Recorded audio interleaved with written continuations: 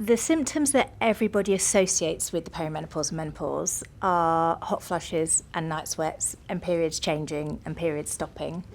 But there are so many more that are really, really common.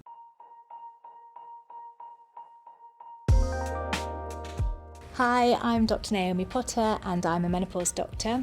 I started out my medical career in general practice and spent 20 years in the NHS working as a GP. And for the last 3 or 4 years, I've been working just exclusively in the menopause field.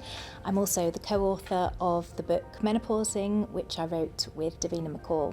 The menopause is the time after your ovaries really stop working. So if officially it's 12 months after your last period. The perimenopause, that's the time before that, that's the time where you have the more turbulent hormonal activity. The perimenopause can last for months or years and sometimes even a decade.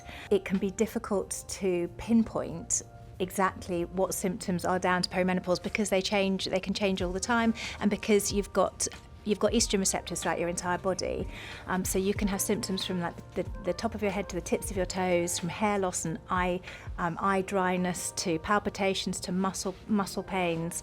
And that is what makes it so difficult to diagnose, because it can really affect every organ at any time. There are lots of common misconceptions about the menopause and the perimenopause.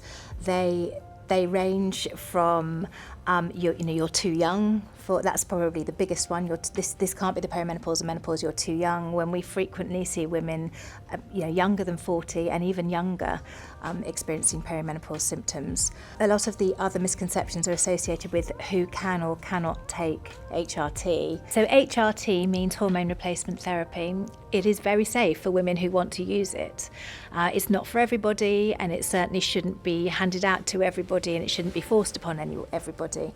But if it's something that as a woman wants to try, then it's a very safe option. The mainstay of hormone replacement is estrogen replacement, and that's because the ovaries in the perimenopause and menopause stop producing estrogen, and it's what you feel, it's what gives you the symptoms. And that we normally replace systemically, so even though you might deliver it through the skin, it still affects and improves things throughout the whole body. And we also use it topically, so it can come in a pessary or a cream, and you can use that locally to help with urinary and vaginal symptoms. We also use a hormone called progesterone, which we give if a woman still has a uterus. And we use that to protect the lining of the womb from over-thickening as a result of giving estrogen. And then finally, there is a hormone testosterone, and it can be used particularly for a low libido that doesn't get better with HRT. And anecdotally, a lot of women describe it helping with other symptoms as well, things like get up and go, energy, strength, joie de vivre. Although the evidence is a bit patchy, a lot of women like to use it for that. When you're typically perimenopausal, there's a lot going on. So you've often got young children, you might have older parents, you might have a demanding career, and it can be hard to work out what might be hormonal and what might be life. But if you feel like you are not coping with your everyday challenges like you may have done 5 years ago, that's a hint that it might be perimenopause. And if you have new anxiety or a new low mood or new tearfulness or new insomnia that you've never experienced before, that hints towards it being more hormonal and less necessarily of a diagnosis of an anxiety disorder or depressive disorder. Lifestyle is really important. There's a number of adjustments that you can make. Caffeine is a big one. It's probably the most anxiety inducing. Caffeine is really powerful. It's a really powerful stimulant. Exercise is phenomenal. Drinking a couple of glasses of wine a night puts your risk of breast cancer up more than taking HRT does. A diet that is rich in unrefined foods and a balanced diet and low in sugar. Smoking is terrible.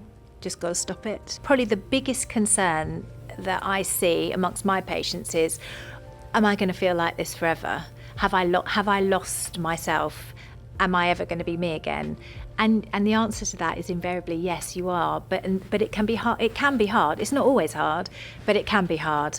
And it's just about, like, if you just have that faith that things will get better and there is plenty more years of quality life ahead. It's just about what's right for you.